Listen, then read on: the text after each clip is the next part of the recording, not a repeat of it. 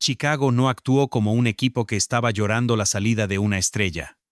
Actuó como un equipo que acababa de recuperar el aire, y esa sola imagen cambió por completo la manera en que mucha gente empezó a leer la salida de Angel Reese. Porque una cosa es que una franquicia mueva a una jugadora importante. Eso pasa. Otra cosa muy distinta es que, apenas se cierre el movimiento, el equipo empiece a moverse con una seguridad que parece decir, ahora sí podemos construir lo que queríamos construir. Y eso fue exactamente lo que volvió esta historia mucho más incómoda de lo que parecía al principio. Sobre el papel, Angel Reese seguía siendo un nombre gigante. 2 selecciones al All-Star, números de rebotes que llaman la atención de inmediato, presencia mediática, conversación constante en redes, un perfil que vende, un perfil que genera debate, un perfil que, en teoría, tendría que darle paciencia a una franquicia. Y, sin embargo, Chicago aceptó un paquete centrado en picks futuros. No una superestrella de vuelta, no una batalla pública entre equipos por quedarse con ella, no una subasta que hiciera ver que toda la liga estaba desesperada por pagar cualquier precio. Picks, flexibilidad, futuro. Ahí ya había una señal. Pero no fue la señal más fuerte. La señal más fuerte llegó después. Porque el verdadero golpe narrativo no fue Chicago cambió a Angel Reese. El verdadero golpe fue ver a Chicago comportarse como una franquicia que por fin podía vender una idea más limpia, más seria, más atractiva. Y cuando ese cambio de energía pasa tan rápido, la liga entera lo nota. Los agentes lo notan. Las jugadoras lo notan. Los medios lo notan. Y los fans, aunque a veces no tengan todos los detalles, también lo sienten. De repente, Chicago dejó de parecer un lugar pesado y empezó a verse como un proyecto con dirección. Y eso es brutal, porque en ese instante, la historia deja de ser deportiva y se vuelve humana. Se vuelve emocional, se vuelve reputacional. Ya no es solo qué tan buena es Angel Reese. La pregunta se vuelve mucho más peligrosa. ¿Qué estaba bloqueando Chicago antes? Ese es el centro real de esta historia. Permítanme pedirles un pequeño favor. Veo en mis estadísticas que la mayoría de las personas que ven estos videos aún no están suscritas. Si les gusta este contenido, me ayudarían mucho suscribiéndose al canal. Mi sueño es alcanzar los 100,000 suscriptores este año. Durante demasiado tiempo, la conversación alrededor de Reese se quedó atrapada entre 2 extremos. De un lado, la imagen de figura grande, de estrella reconocible, de jugadora que siempre hace ruido. Del otro, los resultados reales del equipo. Y cuando esas 2 cosas chocan durante mucho tiempo, un front office tiene que tomar una decisión incómoda. O sigues apostando por la marca y esperas que algún día se convierta en estructura ganadora, o aceptas que la marca ya no compensa el costo del proyecto. Chicago, por lo que transmite este movimiento, tomó la segunda decisión. Y lo más fuerte es que ni siquiera necesitó decirlo en voz alta. No hizo falta una rueda de prensa incendiaria. No hizo falta que alguien saliera a decir, ella era el problema. El mensaje se mandó de otra manera. Con la velocidad del giro, con la agresividad de la reconstrucción, con la forma en que la franquicia empezó a sumar nombres, a redefinir jerarquías y a vender una visión nueva. Eso pesa muchísimo en la WNBA de hoy, porque esta liga ya no vive solo de lo que pasa en la cancha. Vive también de la percepción, del mercado, del clima interno, de cómo se ve tu proyecto ante otras jugadoras. En ese sentido, la señal de Chicago fue muy fuerte. Ya no queremos sobrevivir alrededor del ruido, queremos reorganizar el poder del equipo. Y aquí es donde la historia se vuelve mucho más delicada para Angel Reese. Porque cuando una jugadora sale y el equipo se hunde, todavía puedes decir, ahora van a extrañarla. Pero cuando una jugadora sale y el equipo, al menos en narrativa, se vuelve inmediatamente más seductor, la lectura cambia por completo. Entonces el debate deja de ser si ella llenaba el box score. El debate pasa a ser si su presencia estaba costando más de lo que sus números devolvían. Ese tipo de conversación es mortal para una estrella moderna, sobre todo para una estrella que vive en el cruce entre rendimiento, atención, discusión mediática y construcción de imagen. Y aquí el contraste duele mucho más, porque la fuente no presenta a Chicago como una franquicia resignada. La presenta como una franquicia que estaba esperando el momento de limpiar la mesa. Eso es lo que hace que todo se sienta menos como rebuild y más como reset. No como una simple venta de activos, sino como una corrección de identidad. Ese matiz lo cambia todo. Porque no es lo mismo que un equipo diga, todavía no estamos listos para competir. Eso es normal. Lo que aquí se insinúa es más duro. Que Chicago sí tenía una visión, pero que no podía ejecutarla con el clima que tenía encima. Y si una franquicia siente eso sobre una jugadora que, además, es una de las más visibles de la liga, entonces el problema ya no es de highlights, es de confianza.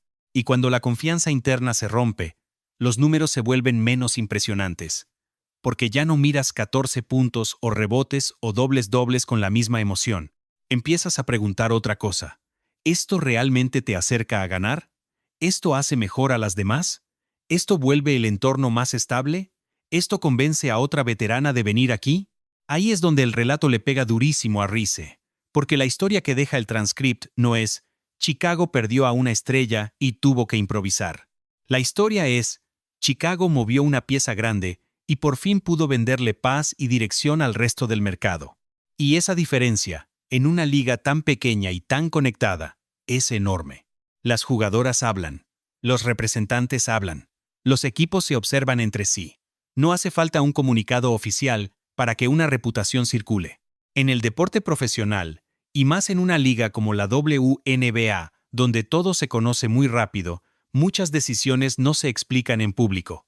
Se entienden por patrones, se entienden por gestos, se entienden por quién llega, quién se queda, quién se aleja y qué tipo de conversación aparece alrededor de un vestidor. Por eso la parte más poderosa de esta historia no es comprobar cada rumor. La parte poderosa es entender qué lectura dejó el movimiento. Y la lectura fue durísima. Chicago parecía creer que necesitaba otra energía para poder crecer. Eso también conecta con una discusión más amplia que el deporte estadounidense lleva tiempo teniendo. La diferencia entre una figura que produce atención y una figura que transforma una franquicia. No siempre son la misma persona. A veces coinciden, a veces no. Y cuando no coinciden, el mercado tarde o temprano lo expone. En NBA pasa todo el tiempo. En NFL pasa todo el tiempo. En el béisbol también. Hay jugadores que venden camisetas, clips, debates, pero no necesariamente ordenan una cultura ganadora.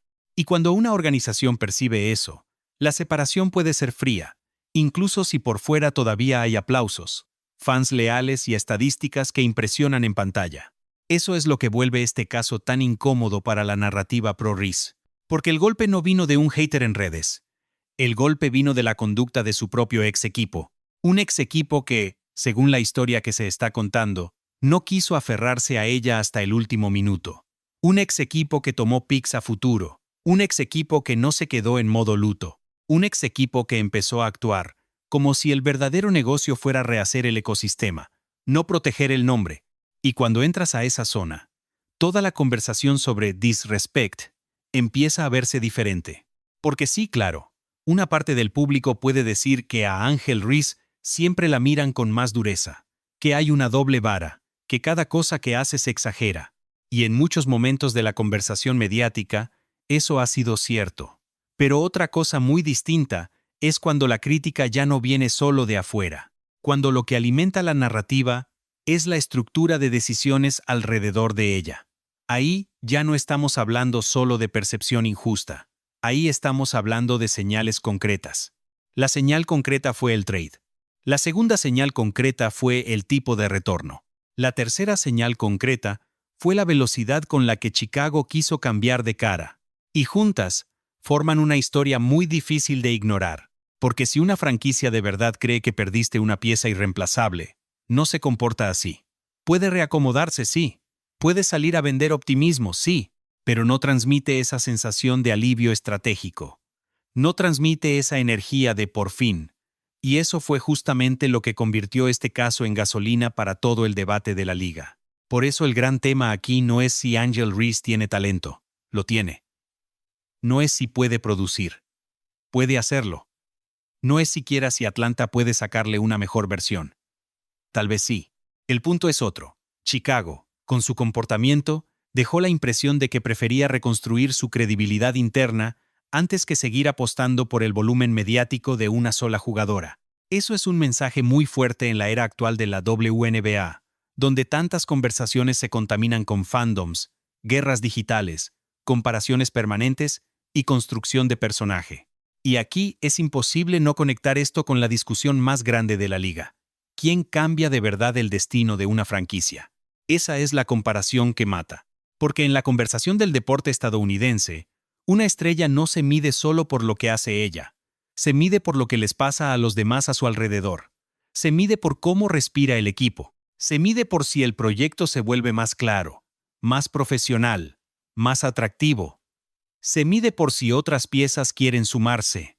Se mide por si el sistema luce más coherente cuando ella está dentro. No solo por si sus números son enormes cuando la cámara la enfoca. Y el relato que deja este caso es que Chicago sintió lo contrario. Sintió que la claridad llegó cuando ella salió. Eso no significa que toda culpa sea de Reese. Y ahí hay que ser cuidadosos. Un mal equipo rara vez se explica por una sola persona. También hay fallas de directiva, de construcción de roster, de estilo, de desarrollo, de salud, de química, de timing. Pero el problema para ella es que el movimiento de Chicago hizo que mucha gente interpretara todo eso a través de su figura. La convirtió, justa o injustamente, en el rostro del desorden anterior. Y una vez que esa lectura se instala, es dificilísimo tumbarla, porque entonces cada nueva firma de Chicago se lee como un voto contra el pasado. Cada nueva cara se siente como una pieza que no quería aterrizar antes. Cada gesto de ilusión alrededor del nuevo proyecto se convierte en una crítica indirecta al proyecto viejo. Y ahí, el daño de imagen puede ser más fuerte que cualquier bajón estadístico. Por eso Atlanta también entra en esta historia con muchísima presión. Si Atlanta ahora abraza a Reese como una pieza central o una figura importante de su nueva etapa, ya no basta con decir que tiene talento o que su energía encaja. Atlanta va a tener que demostrar algo mucho más difícil, que el problema no era estructural, que el problema no era cultural, que el problema no era de convivencia, y que, en otro contexto, Reese sí puede ser parte de un proyecto más estable y más peligroso. Eso no se prueba con un post en redes, no se prueba con una conferencia linda, no se prueba con una sesión de fotos. Se prueba cuando empiecen los partidos incómodos, cuando lleguen las derrotas feas, cuando haya tensión real, cuando el vestidor tenga que aguantar presión y cuando el equipo necesite liderazgo de verdad. Ahí es donde esta historia va a cobrar factura. Porque si Atlanta funciona, Reese va a tener una ventana enorme para responderle a toda esta narrativa. Va a poder decir que Chicago la leyó mal. Va a poder decir que el contexto anterior la condenó. Va a poder vender una redención potente, incluso más grande que el propio trade. Pero si Atlanta repite tensión, ruido, inconsistencia o jerarquías confusas, entonces el mensaje que dejó Chicago se va a fortalecer todavía más. Y ahí ya no será solo una percepción, ahí será una reputación consolidada. Esa es la apuesta real que dejó este movimiento. Y por eso este caso tiene tanto valor para un canal de narrativa y controversia. Porque aquí no estamos hablando solo de baloncesto. Estamos hablando de una batalla por significado. ¿Qué significa realmente ser una estrella en esta liga? ¿Ser viral? ¿Ser visible? ¿Ser productiva? ¿O ser la jugadora alrededor de la cual una franquicia se vuelve más sana, más confiable y más ambiciosa? Esa pregunta está viva en toda la WNBA. Y también está viva en la forma en que los medios cubren a ciertas figuras. Porque muchas veces, el debate se queda en ¿quién fue irrespetada? Y se olvida de una parte más cruda. Las franquicias pagan por encaje, por estabilidad y por dirección. La atención importa, el marketing importa, el ruido importa. Pero cuando llega la hora de decidir el rumbo, los equipos quieren sentir que la estructura se fortalece, no que vive permanentemente al borde del drama. Chicago, por lo menos desde la lectura que explotó con este movimiento, sintió que para fortalecerse tenía que cambiar de rostro. Eso es lo que hace tan potente esta historia. No porque pruebe cada rumor, no porque confirme cada versión, sino porque el comportamiento del equipo fue tan fuerte, tan rápido y tan claro, que convirtió la interpretación en una narrativa casi inevitable. Y esa narrativa fue devastadora. Chicago no parecía estar soltando una joya. Parecía estar soltando una tensión. Esa frase, aunque nadie la diga así en un comunicado, resume todo. Porque cuando la conversación se instala en esos términos, el box score ya no te salva. La fama no te salva. Los debates en televisión no te salvan. Los fans más leales no te salvan. Lo único que te salva es demostrar que, donde estés, el proyecto florece contigo y no después de ti. Ese es el desafío brutal que ahora tiene Angel Reese. No solo jugar bien, no solo producir, no solo callar críticos, sino cambiar la lectura estructural que dejó su salida de Chicago. Y eso es muchísimo más difícil, porque una mala noche se olvida, una mala racha se supera, incluso una mala temporada se puede explicar, pero una reputación de cuando se fue, todo empezó a verse mejor. Es una de las cosas más difíciles de borrar en el deporte profesional, y al mismo tiempo, ahí está la oportunidad, porque si Atlanta encuentra química, si Reese logra integrarse de forma más limpia, si la conversación alrededor del equipo se vuelve menos tóxica y más competitiva, entonces esta historia puede girar. Puede convertirse en un caso de contexto equivocado, no de jugadora equivocada. Puede transformarse en una lección sobre cómo una misma figura produce efectos distintos según la estructura que la rodea. Pero hoy, honestamente, ese no es el sentimiento dominante que deja esta historia. El sentimiento dominante es otro. Es más incómodo, más frío, más duro.